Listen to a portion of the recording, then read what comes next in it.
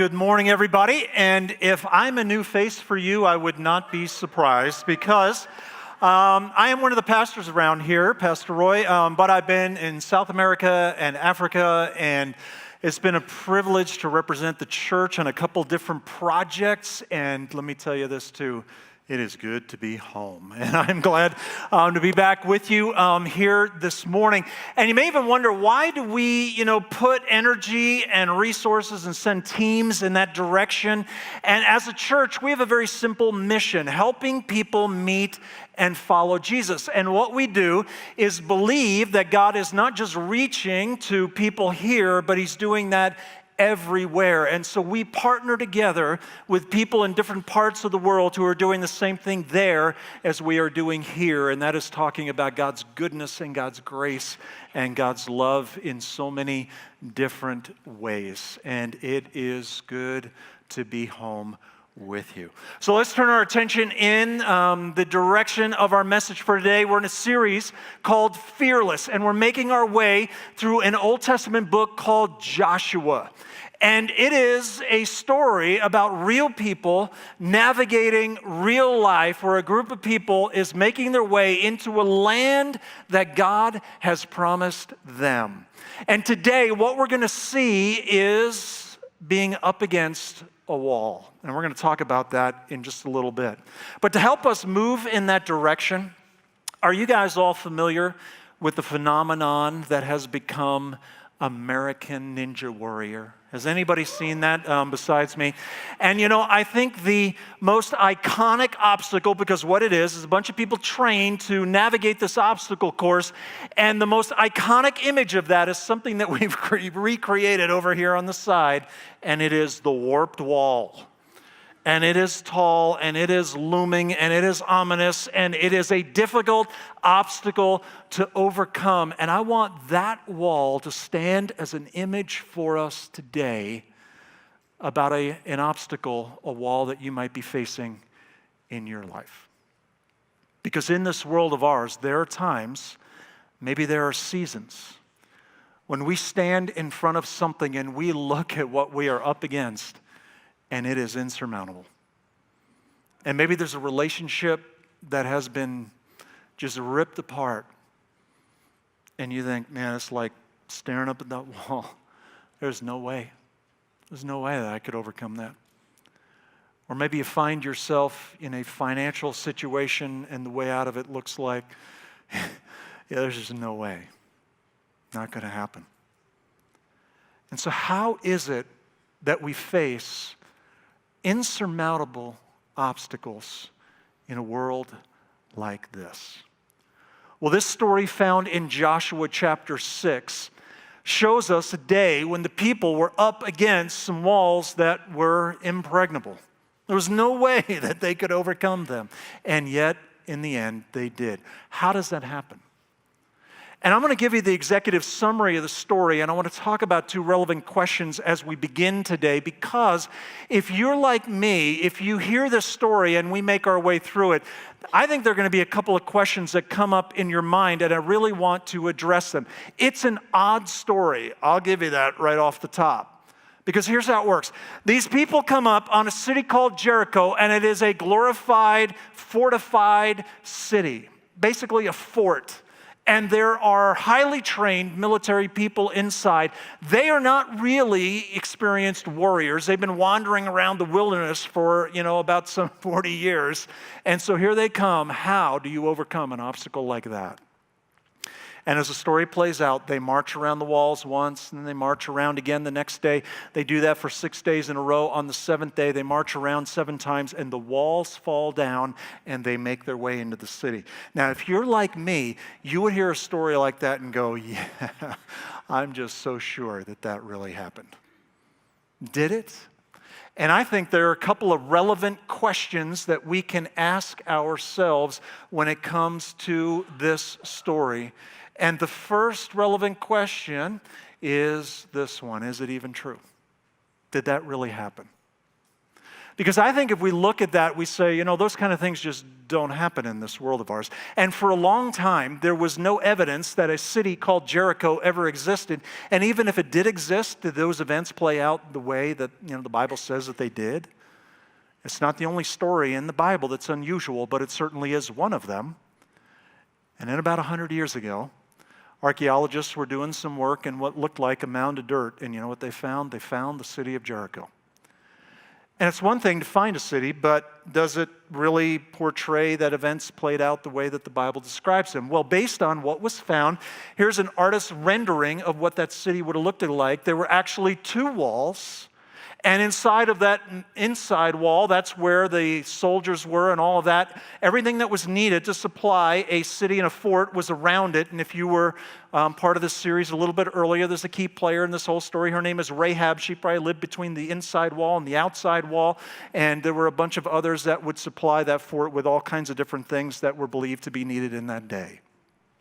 And the way that the walls were stacked looked something like this. Double walls, one higher and with a ramp in between. And wouldn't you know it, what the excavation showed is that the walls in Jericho, unlike many cities in the ancient world that were under siege, and siege works are built up against walls and they push those walls in Jericho, the walls have fallen out. And the top wall fell down to cover that space. The bottom wall fell down, and it created a nice ramp through which people could enter. And just the way that the specifics are shared in the Bible is the way that Jericho looks. Now, here's a second important and I think relevant question along with it. What about the bloodshed? Because at the end of this story, there are people inside of the city of Jericho who are put to the sword. There are other places in the Old Testament where we see something like that. And it's one of those moments in which, again, where I'm sitting, where I go, why is it that that would be okay? And is, God condoning, that there would be times and places and moments where that would be okay? And we even might take it a step further and say, it seems like the God in the Old Testament is a little bit mean and vindictive, and man, he's a little bit bloodthirsty. But the Jesus in the New Testament is kind and compassionate and shows mercy and all of that. It's like there's one God back there, and there's a different God that we find in the New Testament. So which one is it? And I think, really, what we're looking at is it's one God, the same God. And in the Old Testament, you find things like this, that if it were not for God's mercy, we would be consumed. And so there is grace and mercy and all of that woven throughout all of the Old Testament. In the New Testament, not only does Jesus talk about grace and forgiveness and all of that, you know who talks more about eternal realities, even including there being one day a coming judgment, is none other than Jesus himself. And in the meantime, there's a lot of time and grace and opportunity.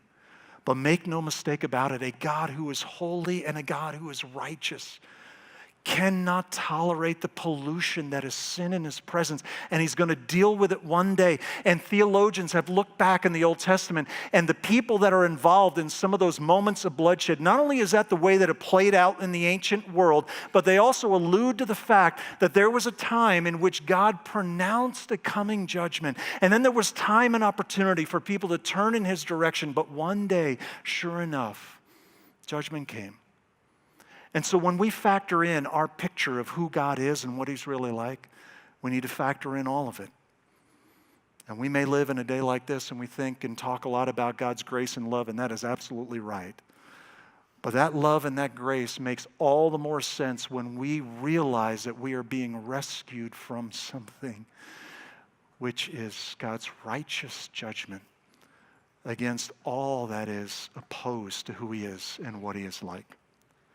And so we see scenarios like this in the Old Testament, and what they point to is the complete character of God. And there's a very limited time in the battle of a nation for their independence where God participates in what happens in that day. But it stands as a picture for us that we need to understand all that God is. So with that as a backdrop, let's jump into this story and try to understand and unpack what is it that we can do when we face insurmountable obstacles. How can we overcome that? So let's jump into the story. Joshua chapter 6. Now the gates of Jericho were tightly shut because the people were afraid of the Israelites. Word has gotten around that God has already worked on their behalf, and so people are now aware that they are coming, and so they have put this fort called Jericho on high alert. No one was allowed to go out or in, but the Lord said to Joshua, I have given you Jericho, its king, and all its strong warriors. And I wonder if in that moment, Joshua looks in God's direction and goes, really? Have you really given me the city into my hands? Because what I see is a city tightly closed up, filled with highly armed and skilled warriors. And here we are on the outside. And you have given us, and by the way, little vocabulary thing, that is a past tense. But here we are standing in front of it, and it's not ours, it's theirs. We're on the outside, they're on the inside. How can you say that? Who is this that talks in the past tense about things that are still in our future, and talks about them as if they are events that are already accomplished when they have yet to happen? This God is somebody not like us. This God is so much bigger and so much better, who stands apart from time, who sees the outcome even before the day plays out. Have you ever wondered, this? Why is it that we would continue to gather together like this on a weekly basis? Why do this? I mean, if the goal is to help people meet and follow Jesus and, step into that relationship with him, if we do that, why, continue to get together? Because isn't it about that? I mean, what is the upside? What is the benefit of that? I mean, we could be doing other things. Why do that? Could it be that there is something that God has for us to continue to understand here and now? Because just like on that day when God gave Joshua a promise, I already see how this is going to end. Will you trust me for that? Could it be that we continue to get together so that we can continue to understand what God has promised us, so that we can gain more of God's perspective of what he sees that we may not see in the moment because we're staring up at the wall, but God already knows what that outcome looks like? I think this part of the story is an invitation to trust that God's promises are certain. Joshua, I've already given you the city. And that's when he's standing in front of the walls and it looks like an unwinnable battle. How do you go up against a fort? From God's perspective, it's already a done deal. So let me ask you this question. Do you know what God's promises are to you? Because we might say, well, it's really nice that Joshua got that clue from God about what he was going to do and how all of this was going to end. What does it have to do with me? It has everything to do with you and me. Because there are so many promises that God has made to us. And from his perspective, you know what they are? They are a done deal. Because they rest in his character and they are determined by his power. And that's why we continue to be engaged in a relationship with God, because in moments like this, or maybe as we gather together as a small group, and you might say, well, why do we value that, and why do we pour energy in that direction, and why is that a wise decision for us to make, to get involved when I could be doing something else with my time? Could it be that in those moments we gain more of an understanding, more of a perspective of what God has promised to us that we can lean into as reality more than what I face in a given moment? And here's Joshua standing in front of those walls, and God has said, it's already over from my perspective.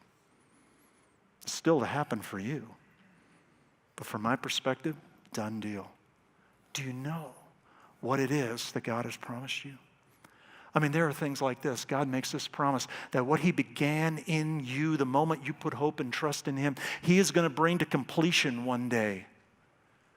And that's not going to be even this side of, checking out of this life and eventually one day being together with God for all time. But it's the reason that we continue to journey in God's direction. And on the days when we fall and we stumble and we make mistakes, we get up and we dust ourselves off and we continue to journey on together with God. Why? Because He's going to complete it. It may not feel that way on a given day. God says, in my mind, it's already a done deal. So you continue on. What is going to give us our sense of reality, of what is true, of what is reliable, of what we can lean into and trust to lead us forward? And on that day, Joshua was given a real clear decision. The city's already yours, from my perspective, God says. Do you know what the promises are of the God who is with you and for you, of what He has promised to you? Because in your mind, it's a done deal. One of those stories that helps me to understand how God is a little bit different than me when it comes to seeing perspective. And I'm going to date myself a little bit, and I'm hoping that I'm not going to be the only kind of older person in the room with this, but it was one of the most exciting sporting events that I've ever seen. And it was the 1980 Winter Olympics, and the U.S. hockey team was up against the mighty USSR, the Soviet Union, which doesn't even exist anymore. Does anybody else besides me remember that whole event? Thank you. I do not feel totally in a category by myself. But here's how it works. Back then, in the Olympics, you could only be an amateur, and so college kids are amateurs because the people who play professional hockey, well, they get paid. Well, in the Soviet Union, you don't get paid because you're in the communist system, so they're technically amateurs, but they were professionals, and these were grown men, and they were really good, and they were the best team in the world. In fact, there was an exhibition game before the Olympics started, and I believe the outcome of that was 10-0 for the Soviet Union. What hope in the world could there be for this group of ragtag college kids from the U.S. to go up against the Soviet Union? And then one Sunday morning, the game was on. And I was watching the game, and it was improbable. And the U.S., man, they possibly could get a medal here, but who would ever think that they would overcome the mighty Soviet Union? And then the U.S. scores, and it's incredible. But then the Soviet Union comes back and scores, and they score again. Oh no, this is going to get ugly now. But then the U.S. comes back and scores again. And then it's tied late in the game, and the captain, Michael Ruzzioni, scores a goal, and it's incredible. And at the end of that game, Al Michaels said those immortal words that have lived on for a long, long time. Do you believe in miracles? Yes. And it was unexpected, and it was incredible. And it even happened at a time where our nation was kind of down on its luck, and it was a shot of adrenaline and encouragement and energy. It was incredible. Well, imagine this, though. That was a day, some of you are going to find this hard to believe, there was no social media. And so the outcome of that game was not known in a nanosecond by everybody in the universe. And so as the day went on, some people didn't even know about it. And the game was so incredible. Later that night, ABC decided to rebroadcast the game. And there were some people who didn't even know how the game turned out. And so I was in the same room with some of them. I'd already seen it. They were watching it for the first time. And the experience of seeing it live and walking through it versus seeing it, now on tape and knowing what the final score is going to be is entirely different. And the game starts, and the Soviet Union scores, and people are like, oh, they're so down and discouraged. I'm like, don't worry about it. It's going to be okay. We got this. We got this. I know they're college kids, but we got this. Trust me. And we score, and then they score again, and it's tied late in the game, and they are just amazed when the U.S. wins. We follow a God who already knows the final score of every promise that He has ever made to you. And in that moment, Joshua is living in live time. I've already given you the city. Who says that? Who can speak in the past tense about things that are still in the future for us? A great and awesome God does that. Do you know the promises that He's made to you? Do you lean into those promises? Is your perspective increasingly informed by what God says is not dependent upon you, but rests in His character and on His power? That's exactly the place in which Joshua finds himself that day. It's the place in which you and I find ourselves here and now. See, if Joshua was all on his own, I wonder if he would have said, you know what? We're just going to lose a bunch of lives. We shouldn't do this. Let's just bypass it and go do something else. Let's find a way that's a whole lot easier. And if he had done that, he never would have factored anything out. He says, no, I already got this one figured out. But will you trust me? And day by day, will we trust him for the things that, from his perspective, they're done. They're accomplished. Not because of you, not because of me, but because of him. Second part of this story goes on. You and your fighting men should march around the town once a day for 6 days. 7 priests will walk ahead of the ark, each carrying a ram's horn. On the 7th day, you are to march around the town 7 times with the priests blowing the horns. When you hear the priests give one long blast on the ram's horn, have all the people shout as loud as they can. Then the walls of the town will collapse and the people can charge straight into the town. Now, this is God giving Joshua a sense of here's how it's going to play out. Here's the strategy. So I said it's a done deal. Now, here is, how it's going to play out moment by moment. And did you notice how specific, how time sensitive, what God shared with Joshua really is? Now, Joshua, after this, is going to gather together his leaders, and now he's going to give them instructions for what is going to happen next. See if you notice a difference between what God said to Joshua, which we just read, and now what Joshua is going to say to his leaders. So Joshua called together the priests and said, take up the ark of the Lord's covenant and assign 7 priests to walk in front of it, each carrying a ram's horn. Then he gave orders to the people, march around the town and the armed men will lead the way in front of the ark of the Lord. That's it. You notice the difference? It's not as specific, is it? And there's no time frame involved either, is there? It's just, we're going to walk.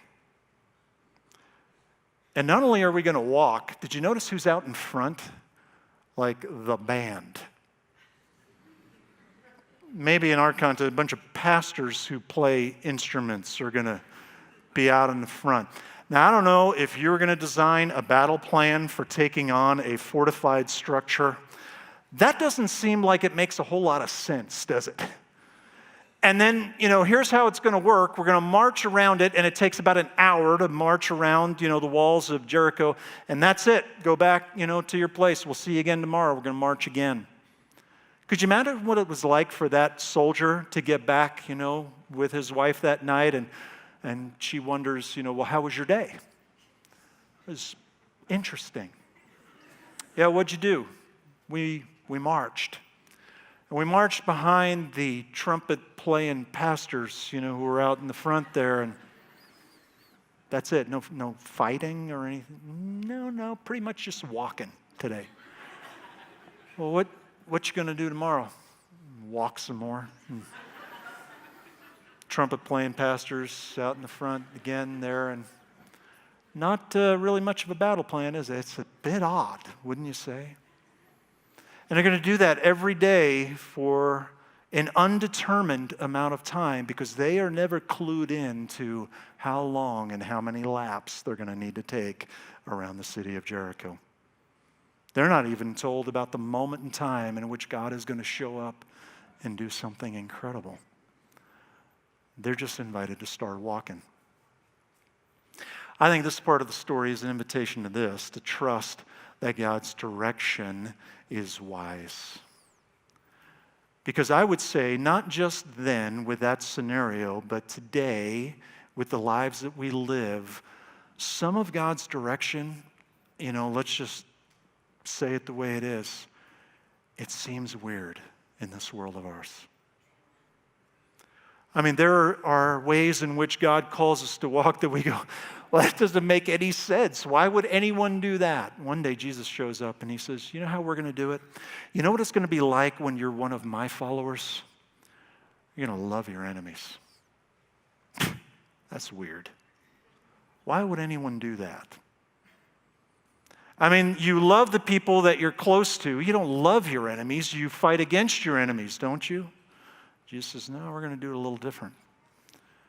Jesus says things like this: you forgive those who offend you. And that's weird. Because what makes so much sense in this world of ours is, man, I'm going to hold on to what they did, and I'm going to relive it in my mind, and I'm going to hold out for repayment and for them to make right what they did wrong.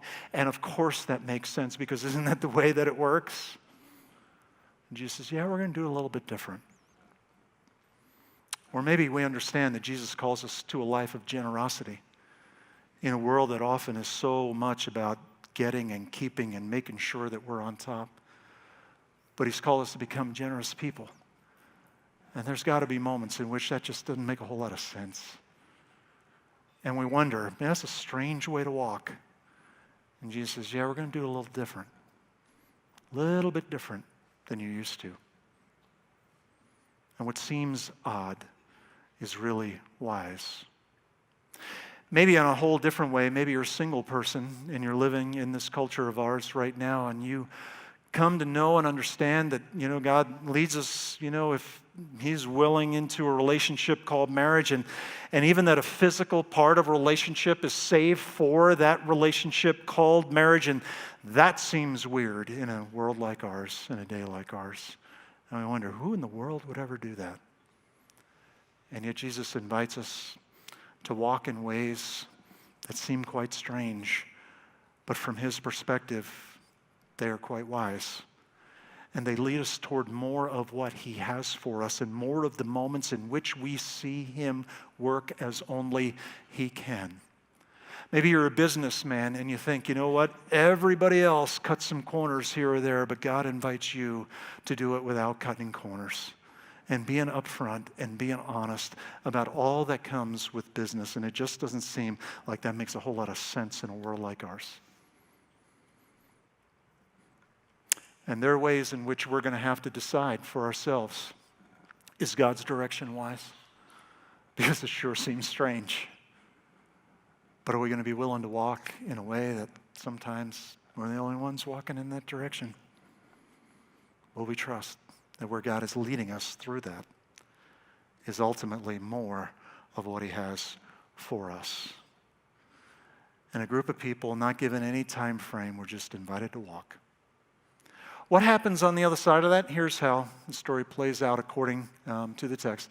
On the seventh day, the Israelites got up at dawn and marched around the town as they had done before. But this time, they went around the town 7 times. When the people heard the sound of the ram's horn, they shouted as loud as they could. Suddenly, the walls of Jericho collapsed, and the Israelites charged straight into the town, and they captured it. Now, let me ask you a question. That night, when they're sitting around the campfire and they're retelling the story, is anybody under any illusions that what happened on that day was their doing? The walls fell at Jericho not because the people walked. The walls fell at Jericho because God worked. And there's a huge difference between those two things. And no doubt, all the people who were there to experience that and see that, they knew without a shadow of a doubt, this is not a day of our conquest of Jericho. In fact, there is a song that is taught to kids in churches, and I didn't grow up in a church that sang this, but apparently there's a song out there. Joshua fit the battle of Jericho. I guess we didn't know vocabulary really well back then or stuff like that. And the song is wrong, because really, it was God's day. And it was so evident that it was God's power. And there could not have been one person who was under any illusion that it was their doing. But instead, it was the power of God and the work of God and the grace of God that accomplished what happened that day. So let me ask you something. If you're up against a wall of some kind, a relationship that looks irreparable, a circumstance that seems unwinnable, a financial scenario that looks like a lost cause. Maybe you're battling something inside of yourself, an addiction to a substance or an addiction to a certain behavior, and you think, there's just no way out of this. Maybe I got some good days, but I got more bad days, and it's just not working. Or you've been thinking about somebody who matters very much to you, and maybe they are very far from God, and you see so many other things playing out in their lives that you wish wasn't playing out in their life. And you've been praying, and you've been going to God, and you're just not seeing any change, any difference. I got to tell you, if you're in any one of those places or something else like it, this is your story. And trust me, I'm talking to myself as much as I'm talking to anybody else right now. Because you know what's really tempting in those moments? When you don't see any change and you don't see anything happening, it's really tempting to just say, just give it up. Pack it in. It's not working. And until the final moment, at least to the human eye, nothing changed in Jericho. Nothing. But then all of a sudden, it was completely different. And it's those kind of moments when we don't see anything change that causes us to often lose heart and to become very discouraged and to say, well, I'm glad that works for other people, but I must not be included in that group because it's not working for me. Could you imagine somebody who was a part of walking around that city for 4 days, who at the end of 4 days said, you know what, I'm not seeing anything happening here, I'm just going to pack it in. What if they got to the 5th day? Yeah, nothing's changing. It's a waste of time. How about on day 6? Somebody so close to what God was going to do, they had not been told how many laps they got to take. They didn't know which lap they were on. But imagine if they had packed it in on day 6. Right before, God showed up and did what only He could do.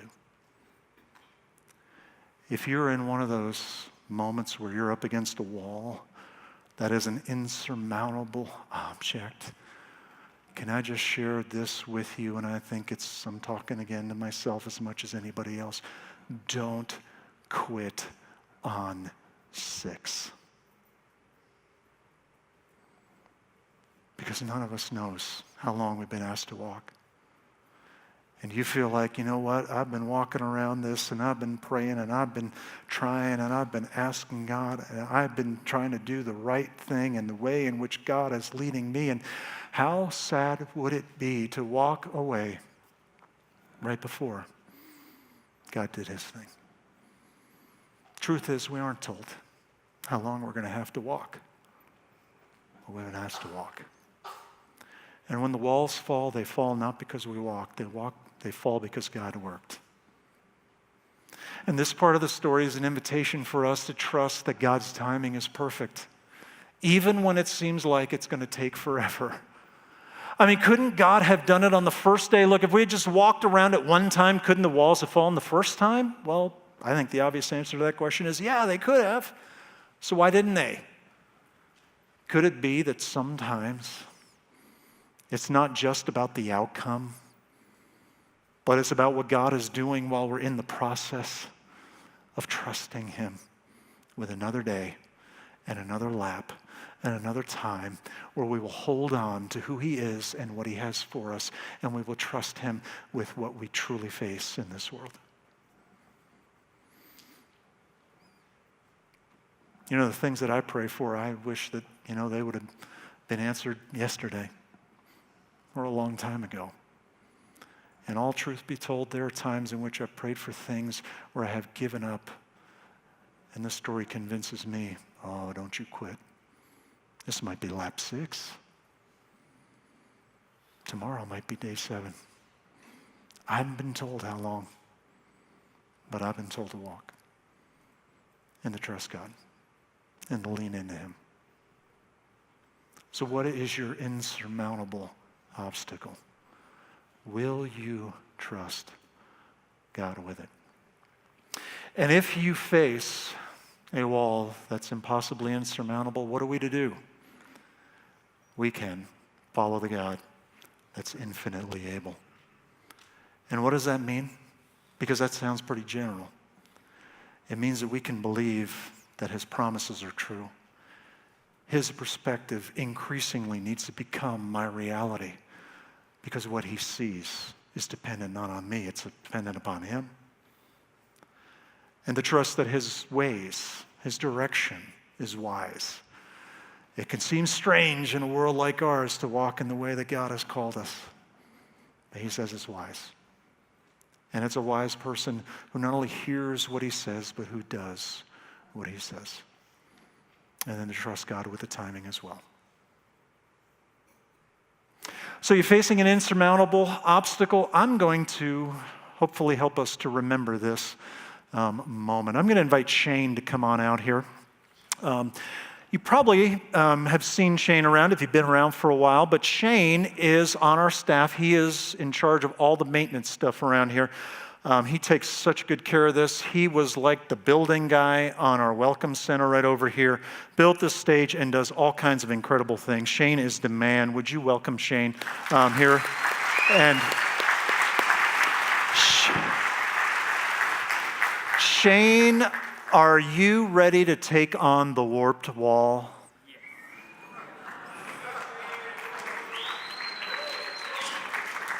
All right, Shane, here we go. Would you encourage him on as he does this? Go for it, man.